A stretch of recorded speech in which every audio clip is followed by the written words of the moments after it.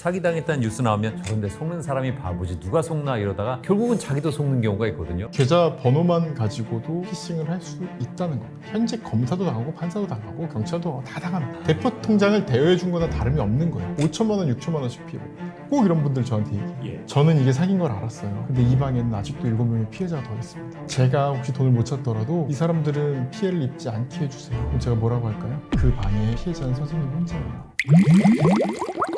지식한상 구독자 여러분 안녕하십니까? 오늘도 알차고 든든한 이야기 한 그릇 신영일의 토크 한상입니다. 사기 수법이 갈수록 교묘해지면서 나는 사기 같은 거 절대 안 당해 하는 분들까지도 요즘 피해를 입는 경우가 많다고 합니다. 자, 그래서 오늘 박기태 변호사님과 함께 자세한 말씀 나눠보겠습니다. 안녕하세요. 안녕하십니까. 저는 법무법인 한중에서 회생파산 전문 변호사로 일하고 있는 박기태 변호사입니다. 여러분이 회생파산에 갈 정도의 경제적 문제를 겪지 않도록 사기 문제들을 말씀드리고 있는 박기태 변호사, 이렇게 알아두시면 되겠습니다. 좋습니다. 직접 사기 당해본 적은 없으시죠? 있죠. 변호사님이요? 네, 있습니다. 아니 무슨 사기였습니까? 밝힐 수 있는 겁니까? 전화가 왔습니다. 안녕하세요, 박기태 변호사님이시죠? 이러는 거예요. 아, 네. 이러고 받았어요. 말투가 되게 건방져, 사람이. 항상 저희 마사지 업소 잘 찾아주시는 거 감사드려서 연락드렸고요. 이러는 거예요. 무슨 마사지요? 그러니까 저희 마사지 업소 항상 잘 이용해 주신 거 잘 알고 있습니다. 저희가 사실 돈 벌려고 나쁜 짓이긴 한데 여기서 성적인 행동하시고 다 저희 녹화가 돼 있거든요. 저희가 흥신소도 같이 운영하고 있으니까 제 아내분부터 해서 지인들에게 영상들 착 풀어드리려고 합니다. 이야. 박기태 변호사라는 걸 알고 있잖아요. 근데 아무리 생각해도 나는 무슨 뭘 그런 걸 한 적이 없는 거예요. 네. 그리고 그 머릿속에 스쳐 지나가는 게 요즘에 딥페이크 이런 것도 있잖아. 아내가 보거나 주변 사람들이 보면 엄청 오해할 거 아니에요. 어떡하지? 뭐 이런 생각이 막 드는 거예요. 그래서 아니 뭐 저는 관계 없어요. 그러니까 아 그럼 저희가 쫙 뿌려드릴 테니까 좀 이따 다시 얘기를 하시죠 이러는 거예요. 뭐 그러세요로 끊었어요. 머리가 막 엄청나게 혼란스러운 거예요. 그래서 아내한테 얘기를 했죠. 그러니까 아내가 문제 상황이니까 신고를 빨리 해. 신고를 하니까 엄청나게 나른한 목소리로 아 예 알겠습니다 이러는 거예요. 무슨 영상 같은 거 만들어서 뿌리면 어떡하죠? 다 없어요. 그런 거 다 거짓말이에요. 경찰서요? 아 진짜 그래도 되는 걸까요? 아 걱정하지 마세요. 차단하세요. 그리고 차단했더니 아무 문제는 발생하지 않았습니다. 그러나 아내가 무슨 찔리는 짓을 했길래 그것 때문에 걱정을 했느냐. 아닙니다. 아니에요. 아니라고요. 여러분도 받으시면 깜짝 놀랍니다. 아니 일단 나를 알고 전화했다는 사실 자체가 겁나잖아요. 요즘에 그 정도는 다 알아요. 이렇게 얘기하시더라고요. 그러니까 이런 피해가 정말 많습니다. 무서운 게 뭐냐면 이걸 막으려는 생각에서 100만 원이든 200만 원이든 보내잖아요. 그런 사람들 꽤 있을 것 같은데요? 그럼 그때부터는 그게 증거가 되는 거예요. 진짜 찔리는 게 있는 사람들도 있을 거 아니야. 사실 삭제해달라고. 돈을 100만 원, 200만 원을 줬다. 그럼 그때부터는 그게 증거가 돼서 진짜 협박을 받게 되는 겁니다. 절대로 돈을 보내시면 안 돼요. 정말 찔리는 사람이라도 100만 원 요구한 사람이 200만 원 요구는 못하고 200만 원 요구한 사람이 500만 원, 1000만 원 요구는 못하겠습니까? 그러니까요. 절대로 돈을 주시면 안 됩니다. 대부분 이런 경우는 99.99999% 그런 영상을 가지고 있지 않습니다. 근데 기본적으로 자신의 정체에 대해 알고 있다는 사실 자체가 겁나는 건데 그 사람들도 대단한 게 어떻게 법조인한테 그런 전화를 할 생각을 했을까요? 제가 이 얘기를 이제 방송이나 이제 친구들한테 약간 농담으로 이제 하면 그 자리에 있던 검사님, 판사님 나도 당했어. 아 그래요? 현직 판사님이 돈을 주신 분이 있습니다.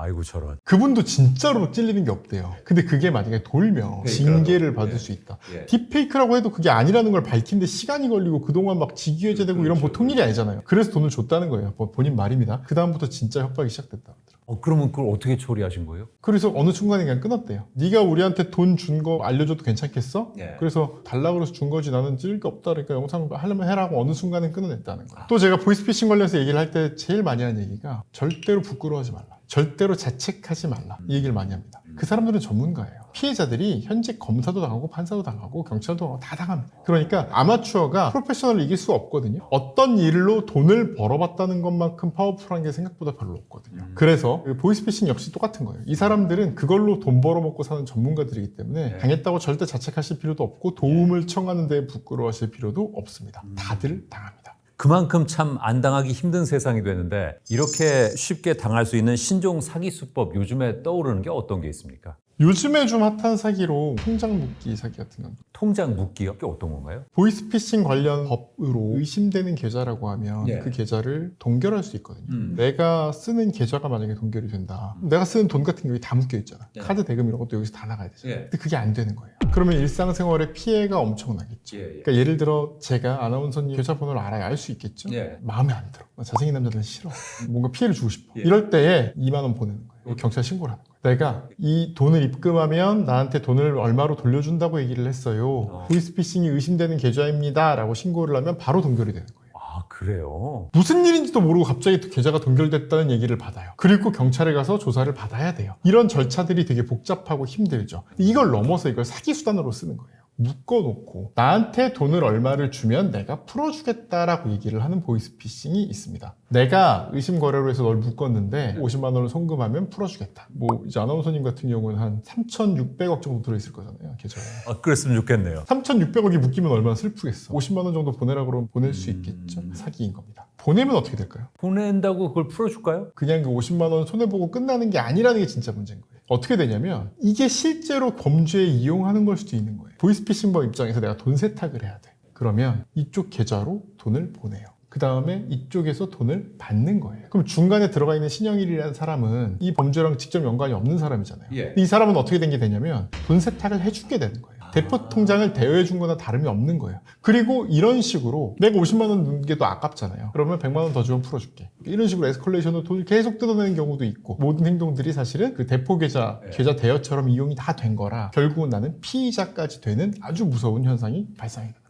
내가 범죄를 도와준 셈이 되는 거네요. 아니 근데 통장 정보라는 것도 요즘 워낙 많이 노출이 돼 있잖아요. 예를 들어 뭐 저희 같은 경우는 법무법인 계좌나 예. 개인 사업자 같은 경우는 계좌 같은 경우는 아예 찍어놓은 경우도 많아요. 그렇죠. 홈페이지에. 예. 그렇게 계좌 번호만 가지고도 피싱을 할 수 있다는 겁니다. 야, 이 계좌가 비밀번호만 노출 안 되면 위험할 게 없다 이런 생각을 했었는데 이게 그게 아니네요. 참 무섭습니다. 근데 이건 그러면 어떻게 조심할 방법이 없네요? 통장이 묶였을 경우에는 네. 이건 통장 묶기임으로 풀어주세요라고 경찰한테 명확하게 얘기를 하고요. 네. 그 다음에 이제 보이스피싱으로 계좌가 묶여있는 경우에는 채무부존재 확인 소송을 제기하면 바로 풀려요. 그런 방법으로 처리를 하셔야지 예. 협박을 해서 돈을 넣어달라고 얘기를 했을 때 그 돈을 넣어주게 되면 더 큰 피해를 입을 수도 있다. 이 점을 알아두셔야 돼요.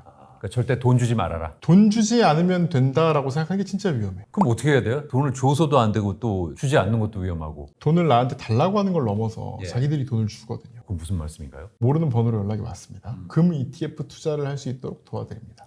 무슨 인스타그램이나 이런 계정 같은데 투자 정보 알고 싶은 사람 밑에 뭐 댓글 달아 막 이래요. 예. 그럼 알고 싶을 수 있잖아요. 예. 1 달았어. 그러니까 DM이 왔어요. 그러면 긴가민가 하면서 그 사이트에 들어가 볼 수도 있겠죠. 그렇죠. 그런데 중요한 건 머릿속에 한 가지 규칙은 계속 있으시겠죠. 내가 돈을 넣으면 안 된다. 네. 근데 먼저 해보실 수 있게 특별히 나한테 얘기한 사람에 대해서만 100만 원씩 넣어드립니다. 혹은 1000만 원씩 넣어드립니다. 그렇게 나요? 그래서 그 계정에 들어가서 추천 링크에서 가입을 하든 아니면 그 사람이 준 아이디 비번으로 로그인을 하든 들어갔어요. 그럼 내 계좌에 진짜 1000만 원이 들어가 있는 거예요. 그리고 그 1000만 원이 계속 올라가는 거예요. 예. 그럼 어떻게 하시겠어요? 다 찾을 것 같은데요. 이분이 제일 위험한 분입니다. 아, 제가 또 제일 위험하군요. 큰일 났군요, 지금 저는. 보통 사람들은 1000만 원이 들어가 있으면 예. 100만 원 정도 시험 삼아 찾아봐요. 예. 인출 신청을 누르면 언제든지 찾을 수 있다고 돼 있어요. 예. 인출 신청을 누릅니다. 100만 원을. 그러면 한 3, 4일 있다가 100만 원이 실제로 들어와요. 근데 믿을 수밖에 없잖아. 그럼 무슨 욕심이 드냐면 조금 넣어볼까? 수익률이 너무 좋으니까. 예. 그렇게 피해를 보는 경우가 첫 번째. 두 번째는 뭐냐면 처음에 1000을 넣었는데 이게 2000이 돼. 1900을 빼려고 인출 신청을 합니다. 그러면 어떻게 되냐면 네가 1000만 원을 넣었는데 1000만 원을 벌었기 때문에 배당 수익이니까 과세가 됩니다. 세금을 내세요. 근데 실제잖아요. 여기까지 거짓말은 없잖아요. 그러니까 세금으로 제세 공과금 내는 것처럼 33% 330만 원을 먼저 내세요. 그러면서 계좌를 주는 거예요. 그렇게 돈을 뜯기게 됩니다. 그러면 그 돈을 냈는데도 출금은 안 되는 거고. 안 되죠. 제세 공과금은 됐는데 이게 지금 미국 상품이라 미국에서 20% 추가 세금이 발생합니다. 또 외국환 관리법 위반일 수가 있어서 국세청에서 이 통장을 압류했습니다. 풀기 위해서는 보증금 얼마를 내세요. 이런 식으로 돈을 찾는 절차에서 돈이 얼마가 든다라고 얘기를 하면서 돈을 점점 더 내게 만드는 거예요. 근데 제가 왜 아나운서님이 제일 위험하다고 했을까요? 이 돈이 무슨 돈일까요? 글쎄요. 출처에 대해서는 출처는 뭐냐면 나 같은 다른 피해자가 준 돈인 거예요. 한 달쯤 뒤에 경찰에 연락 옵니다. 보이스피싱 공범이라고. 그래서 이 1000만 원 나한테 입금한 사람은 날 고소할 거 아니에요. 네. 고소를 당하셨어요. 근데 이 1000만 원 쓰셨어요. 그럼 당신이 범죄 수익인 거 아니에요. 받은 돈은 부당이득으로 다 뱉어내야 돼요. 이해되셨죠? 100만 원 받은 다음에 내가 다른 피해도 있고 그랬으면 경찰이 보기에 얘는 그냥 그 과정에서 속은 거일 뿐이구나라고 생각을 하겠지만 1000만 원 받아가지고 그 다음부터 아무것도 안 했으면 그냥 얘는 그 범죄 수익의 공범이구나 라고 생각할 수밖에 없다는 거죠. 그러니까 그런 분들이 진짜 제일 위험한 분들. 그러니까 결국은 내가 받은 돈이 범죄 수익이고 다른 사람이 속아서 입금한 돈을 내가 그냥 가로챈 셈이 되는 거네요. 그렇죠. 돈 욕심이 결국은 화를 부르는 그런 나중에는 부당이득으로 반환하는 걸 넘어서 네. 형사 처벌을 피하기 위해서 막 변제를 하고 그럼에도 불구하고 전과까지 생기는 경우가 정말 수두룩합니다. 진짜 알아야지 사기를 안 당할 텐데 사기당했다는 뉴스 나오면 저런데 속는 사람이 바보지 누가 속나 이러다가 결국은 자기도 속는 경우가 있거든요. 나는 뭐 괜찮겠지. 내가 하는 게 사기일 리 없어. 이런 생각이 결국 화를 부르는 건가요? 누구나 당할 수 있는 거거든요. 그러니까 이걸 보면서 난 안 해. 저거 왜 당해? 저 바보 같은 놈. 이런 얘기 하시는 분들 제대로 들어오면 반드시 당하게 돼 있어요. 그렇게 생각하시면 안 됩니다. 항상 조심하는 습관을 길러야 겨우 안 당할 수가 있는 거고요. 이 프로페셔널들은 최신의 모든 기술들이 다 집약되어 있는 사람들이기 때문에 안 당하기가 어렵습니다.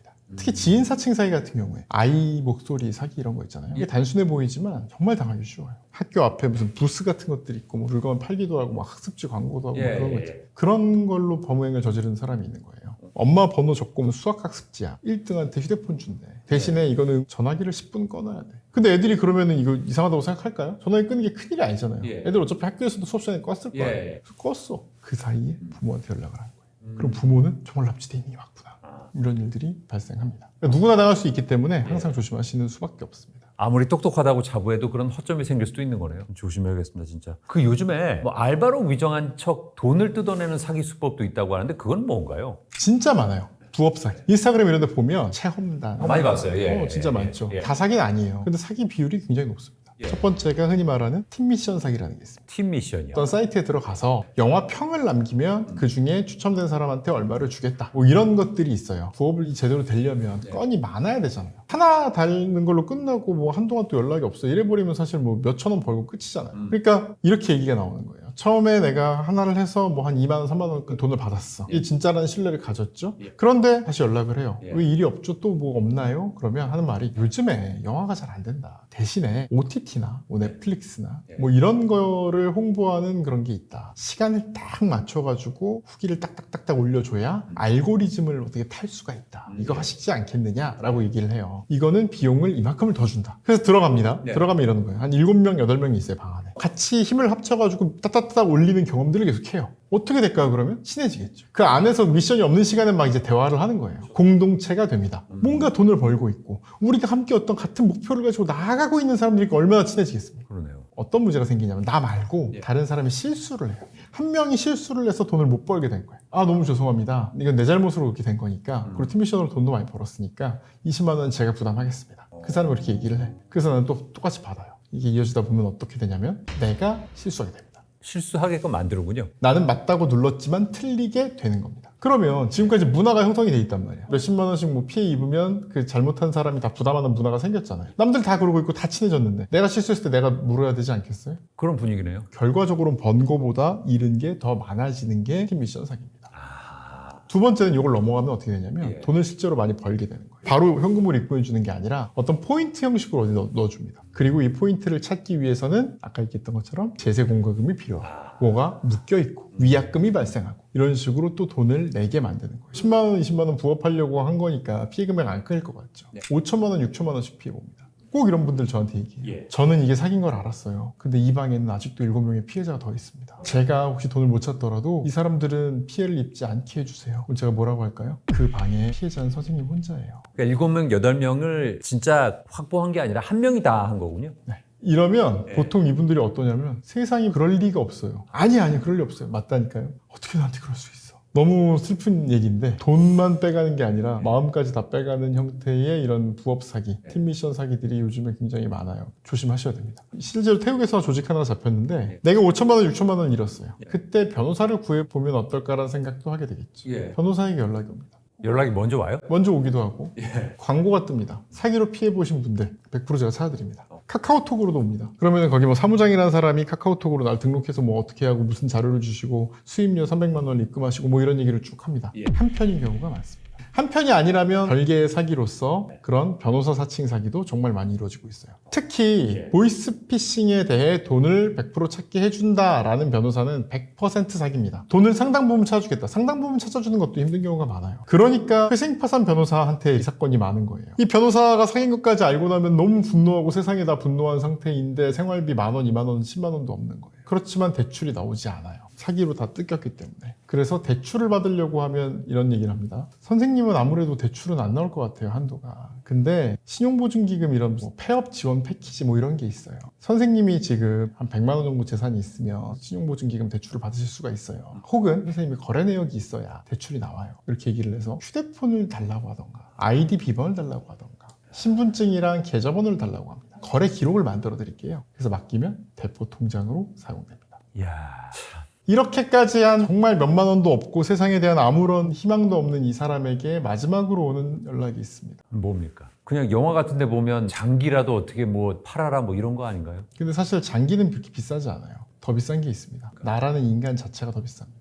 여성의 경우에는 이제 성매매하라는 유혹이 들어오고요. 남성의 경우에는 캄보디아나, 그러니까 조인하라는 연락이 오게 됩니다. 그러니까 범죄단체에 들어와서 같이 일해라? 캄보디아 현지에서 한국인을 거래하기도 하거든요. 그럼 보통 3천에서 5천만 원 이상으로 거래가 됩니다. 놀라운 건 이게 한 조직에서 이루어지는 경우도 많다는 겁니다. 깊이 빠지면 감옥과 무덤 2개밖에 없습니다. 야, 정말 한 사람의 인생을 그렇게 사기 조직이 철저하게 망가뜨리는 거네요. 그러니까 제가 얘기 드리는 게 처음 피해를 당했을 때 경찰 신고를 하고 회생에 들어갔으면 더 큰 피해도 막았을 수 있고 형사처벌도 상당 부분 피할 수 있을 것이고 내가 범죄를 저지르는 일도 안 할 수 있는 거죠. 참 알면 알수록 무서운 세상이다 하는 생각이 드는데 결국은 그렇게 빠져나가지 못하는 그 심리에는 본전 생각이 있다 이렇게 봐야 될까요? 그렇죠. 본전 생각, 썬큰 코스트. 그걸 포기하지 못하는 마음이 정말 큰 거죠. 왜 그래 싶지만 그 과정을 지켜보면 그럴 수 있겠다 싶어요. 그리고 사실 경찰이 얘기해주지 않은 절차들이 있습니다. 저 같은 경우는 크게 이제 3단계를 얘기를 하는데 첫 번째는 이제 신고를 해서 형사적으로 처리를 한다는 것은 그 사람을 처벌을 시키기 위해 노력을 한다는 거죠. 돈을 못 돌려받을 수는 있지만 최소한 다른 피해는 좀 줄일 수가 있고 과정에서 연관된 사람들, 아까 아나운서님처럼 돈을 인출해가지고 그냥 가졌던 사람 아니면은 단순 아르바이트 이런 식으로 개입을 하는 사람 뭐 여기서부터 여기까지 전달해주면 뭐 통장 빌려주면 얼마 준다 뭐 이런 유혹에 빠져서 했던 그런 사람들 그 사람 다 공범이거든요. 그런 사람들에게 합의금을 받는 방식으로 좀 피해를 복구할 수 있는 게 첫 번째. 두 번째 이제 민사소송입니다. 내가 돈을 입금한 그 계좌에 대해서 부당이득 반환 청구나 손해배상 청구를 해서 그 계좌 주에게서 돈을 받아내는 민사적인 방법. 세 번째가 은행. 해킹 프로그램이 스마트폰에 깔리면 내가 이렇게 보고 있는데 이 앞에서 막 은행 앱이 막 켜져요. 그리고 막 은행 앱에서 대출이 막 이루어져. 그럼 막 인출이 이루어져. 꺼지지도 않아. 그러면 그거 내가 책임져야 되나요? 그건 책임질 수가 없는 상황이잖아요. 내 이름으로 대출이 여기 생겼잖아요. 글쎄 그건 좀 애매하네요. 그건. 미국의 경우에는 승인되지 않은 거래가 있어서 돈이 넘어가게 된 경우에는 개인은 책임을 지지 않습니다. 100% 은행이 책임집니다. 그건 보안 프로그램의 문제인지 뭔지 모르겠는데 은행이라는 게 원래 돈을 송금해주고 돈을 대출해 주려면 앉아가지고 본인을 확인하고 본인의 의사를 확인한 다음에 해줘야 되는 거잖아요. 그렇죠. 그게 근데 인터넷이라고 뭐가 달라져요? 그렇기 때문에 그건 은행이 100% 책임지는 겁니다. 그러나 우리나라는 개인이 책임을 집니다. 우리나라는 보안 프로그램 같은 것도 많이 안 깔고 우리는 책임 없어요 손 털고 만약에 은행에 대해서 소송 걸면 몇 억씩 로펌에 쓰고 정관 변호사한테 쓰고 이렇게 해서 막는 게 더 싸기 때문이에요. 어떤 사람이 한 3천만 원 붙인 거예요. 그러니까 은행에서 전화가 왔어요. 그 3천만 원 보내셨는데 그거 아무래도 좀 이상한 것 같아요 라고 전화가 왔다는 거예요. 그 사람은 고마워하더라고. 난 너무 황당한 거야. 이건 진짜 말도 안 되는 행동이야. 은행은 누가 이메일 쏘면 그냥 전달해주는 사람이 아니에요. 우체국이 아니에요. 은행은 당사자예요. 내가 은행에 예금을 했다는 건 내가 채권자고 은행이 채무자라는 거예요. 나의 진실한 의사를 확인하고 이쪽에 돈을 넘겨주는 채권 양도를 하는 거예요. 그러면 이상 거래인 것 같잖아요? 돈을 안 넘겨줘야지. 은행이 이상 거래라는 걸 알고 있으면 안 넘겨주고 의사를 확인한 다음에 넘겨줘야지. 근데 넘겨주는 건 넘겨준 다음에 경찰에 전화하라는 거야. 지들이 책임지는 거를 국민의 세금으로 일하는 경찰한테 위임을 시켜버리는 거예요. 이걸 넘어 요즘 인출하실 때 보면 뭐 아니죠 막 눌러야 돼. 이거 다 눌렀다 그래서 면책이 되는 거 당연히 아닌 거예요. 본인들의 FDS가 작동하지 않아서 생긴 송금의 경우에도 은행이 20% 30% 정도는 책임을 지게 됩니다. 왜냐? 은행은 당사자니까. 그걸 인터넷으로 바꿔서 생긴 영업점을 닫고 생기는 그 이익들은 니들이 가져갔지 돌려준 게 아니니까. 그래서 은행 상대로도 소송을 합니다. 현재까지 뭐 아직 판례가 된 건 없는데 1심에서는 은행의 책임을 인정하는 판례들이 몇 개가 나왔습니다. 저는 은행이 책임져야 된다고 생각합니다. 그래서 법적 해결하는 방법은 첫 번째 경찰에 신고하고 반드시 계좌 동결을 요청해야 된다. 두 번째로 내가 입금한 계좌에 대해서 가압류를 하고 동결이 만약에 안 됐거나 아니면 동결을 했는데 풀렸거나 한 경우라면 민사소송을 제기해야 된다. 세 번째는 은행이 좀 과실이 있는 것처럼 보인다면 은행 상대로 소송을 해야 된다. 그리고 세 가지를 말씀드렸지만 사실 꼭 말씀드리고 싶은 더 중요한 건 만약 당신이 빚을 져서 이 행동을 하게 된 거라면 그 빚을 없애는 게 사실 당신한테 더 유리한 걸 수 있다. 그걸 위해 회생이나 파산도 한번 고려를 해봐야 된다. 첫 번째로 경찰에 신고하는 거였잖아요. 신고할 때는 가능하면 자료는 최대한 많은 게 좋겠죠. 증거는 많으면 많을수록 좋아요. 네. 그러나 증거 확보한다고 늦어지는 경우가 있습니다. 시간이 제일 중요합니다. 얘네들한테 입금한 돈은 거의 바로 넘어갔을 거예요. 아직 안 걸린 상태라면 이 계좌가 나한테만 쓰지 않거든요. 그러니까 다른 피해자가 입금한 3천만 원이 내가 신고해서 동결하는 특정 시점에 여기 고여 있을 수 있어요. 빠르면 빠를수록 그 확률이 높아집니다. 그렇기 때문에 일단 빨리 신고하는 게 제일 중요해요. 신고하고 나서 증거를 더 확충해도 돼요. 이거 신고한다고 일주일, 2주일씩 증거를 모으겠다고 기다리시는 양반들이 있어요. 안 됩니다. 신고는 무조건 시간이 제일 중요합니다. 변호사를 통해서 뭐를 신고를 해도 좋지 않겠느냐? 이미 늦은 경우라면 그게 맞는 말일 수 있어요. 일단 이상할 땐 신고부터 하시는 게 제일 중요합니다. 증거 확보도 중요하지만 신고가 더 중요하다. 그리고 물론 이런 건 있어야 돼요. 내 휴대폰에 뭔가 잘못된 게 깔려있지 않을까라는 생각 때문일 수도 있고 어떤 이유에서든 대화 기록이나 휴대폰 초기화를 하거나 휴대폰을 버리든가 대화 기록을 삭제하거나 이런 경우들이 있어요. 그러면 증거가 부족해가지고 제대로 신고가 안 되는 경우가 많아요. 신고한 다음에 초기화를 하든 지우든가 하세요. 이 정보를 안 남겨놓으면 어려울 수 있습니다. 근데 이제 사람이 너무 짜증나고 화나고 당황스러우니까 그런 행동도 하는데 그러시면 안 돼요. 체증이 중요합니다. 이 경우도. 그렇겠네요. 예, 뭐든 하여튼 증거가 될 만한 건 지우거나 섣불리 건드리면 안 되겠습니다. 그리고 주변에 누가 이런 얘기를 하는 것 같다. 그러면 꼭 말리셔야 됩니다. 제가 보이스피싱 막으려면 어떻게 해야 되냐는 질문 들어왔을 때 제일 많이 하는 얘기가 뭐냐면 주변에 사람이 있어야 된다고 하거든요. 인터넷상에 존재하는 사람 말고 실제 사람, 마음이 착한 사람 이런 사람들이 있어야 됩니다. 그래야 사리분별을 나 대신 해주고 진심으로 말려줍니다. 주변에 사람을 두고 그들에게 물어보는 게 사실은 근본적인 해결 방법이에요. 요즘 파산 신청하는 피해자들이 예전보다 확실히 많아졌습니까? 사실은 그렇게 많이 늘고 있진 않아요. 근래에는. 미국 같은 경우는 파산자와 경계가 거의 비례합니다. 우리는 안 그래요. 우리는 더 비례하는 지표가 하나 있어요. 이자 제한법이 예전에는 막 몇십 %까지 갔던 게 24%, 19%, 14% 이렇게 줄어들잖아요. 이자 제한법이 딱 실행이 되면 개인회생 파산이 확 늘어납니다. 그게 무슨 말이냐면 높은 이율로 빌릴 수 있으면 우리나라 사람들은 회생 파산을 안 해요. 고리로 돈을 더 빌려서 메꾼다는 거예요. 근데 고리로 빌릴 데가 없어졌잖아요. 그럼 그때야 회생이나 파산을 한다는 거예요. 미국 같은 경우는 파산을 되게 쉽게 해요. 트럼프가 운영하던 회사가 최소 4번, 아마도 6번 정도는 파산했다고 하거든요. 일 해보고 아닌 것 같다. 파산. 또 딴 일 해야지. 이게 미국은 일반적입니다. 우리는 자 해보고 안 될 것 같아. 이제부터는 개인 돈이야. 개인 돈 넣는데도 없을 것 같아. 어디서 어떻게든 주변 돈 넣어. 파산을 마지막으로 해야 되는 그 시점엔 법인만 파산시키면 되는 게 아니라 개인 파산에 주변 사람들 파산에 형사적까지 막 복잡하게 얽혀버리는 거예요. 왜 미국과 한국에 이렇게 큰 차이가 날까요? 파산 후에 불이익 어떤 성향도 조금은 있겠지만 미국은 사실 법인 파산시키면 개인의 불이익은 거의 아예 없다시피 해요. 근데 우리나라는 보통 이제 몇 년 전까지만 해도 대표자 연대보증이 반드시 들어가야 돼요. 인보라고 하는 그 개인이 책임져야 되고. 그리고 그게 아니라도 내가 파산을 시키면 다음번에 내가 투자를 받거나 대여를 할 때 은행이 돈을 안 빌려주고 투자도 안 해주고 이런 식으로 다른 직업도 구하기 힘들고 공무원은 안 되고 뭐 이런 어떤 절차들이 너무 많았기 때문에 우리나라는 그랬던 거예요. 그래서 사실 근래에 회생이나 파산이 많이 늘어났느냐? 그건 아니에요. 완만하게 조금씩 늘어나고 있어요. 그러나 저는 확 늘어야 된다. 경제가 어려움에도 불구하고 사채를 쓰고 이러면서 버티시는 분들 혹은 파산하지 않고 그냥 좀비 기업으로 만들어 놓고 버티는 분들이 너무 많다. 그런데 이거는 파산을 시켜야 되는 게 맞습니다. 늘어나야 된다고 저는 생각을 하고요. 젊은 나이에 파산을 했다 그러면 마치 인생이 끝난 것처럼 생각하는 것도 있잖아요. 일단 젊은 나이에는 파산이 잘 안 돼요. 그러니까 회생과 파산은 다르거든요. 회생은 내가 돈을 벌어서 몇 년간 갚고 나머지는 면책해준다. 이게 회생이고요. 파산은 지금 있는 재산으로 다 채권자들 나눠주고 그냥 그 자리에서 면책이 된다. 이게 이제 파산인데 우리나라는 젊은 사람들의 경우에는 아이 뭐 사지멀쩡한 놈이 돈 벌어 얼마라도 갚아 이런 관념이 좀 있어요. 그래서 회생은 시켜주는데 파산 잘 안 시켜줍니다. 그래서 우리나라 파산은 어디 아프거나 노년층이거나 이런 경우들이 대부분입니다. 근데 지금 보면 회생하는 제일 큰 이유는 보통 사기다. 투자 실패, 사기, 도박. 보통 그런 이유가 많고 그게 아니면 보통 부동산 투자나 주식 투자 문제, 영끌 뭐 이런 문제로 이제 회생을 하게 되는데요. 한 가지 말씀드릴 거는 본인이 투자 실패라고 생각을 하는 경우들이 있어요. 코인 투자를 했다. 회생이 안 될 수도 있고 무조건 갚아야 될 돈으로 나오는 경우들도 많이 있거든요. 그래서 이제 지레 회생하지 않겠다 이런 분들이 있는데 까보면 코인 투자 실패가 아니라 사기를 당한 경우가 많아요. 아 근데 사기인지를 모르는 사기인 거예요? 줄을 모르는 거야 지금까지도. 아이고 내가 투자를 잘못해서 이렇네 이렇게만 생각하는. 도박도 마찬가지입니다. 그 사람한테는 원래 회생이 안 나와요. 도박해서 돈 잃을 놈까지 우리가 회생시켜줘야 돼? 뭐 이런 게 있어요. 그래서 지레 또 안 된다고 생각하는데 제가 가서 보니까 그건 도박이 아니에요.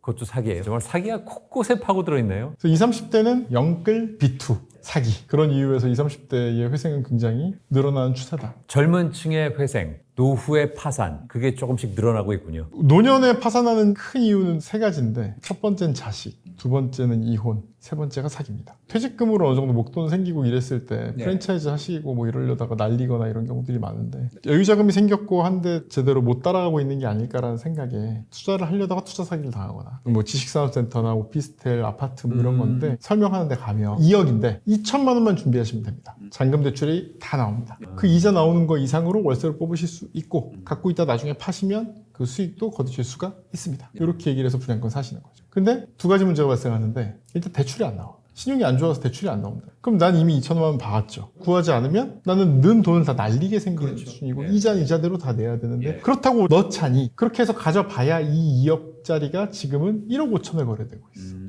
이런 어떤 딜레마에 빠지게 되는 거죠. 이런 게 이제 분양권 사례입니다. 작년에 정말 많았고 아직도 고통받는 분들 정말 많으세요. 자, 계속 말씀드리는 거지만 사기 피해를 당하셨다고 절대로 부끄러워하시면 안 됩니다. 지금부터 복구 시작하시면 됩니다. 해결하기 위해서 뭐가 필요한지를 생각하셨으면 좋겠어요. 그게 회생파산이 됐든 고소가 됐든 어떤 것이든 부끄러워하지 말고 나오셔서 해결을 하시기를 바라겠습니다. 자, 신영일의 토크 한상, 오늘은 일상에서 쉽게 마주칠 수 있는 신종 사기 수법에 대해서 자세히 알아봤습니다. 함께해 주신 여러분 고맙습니다.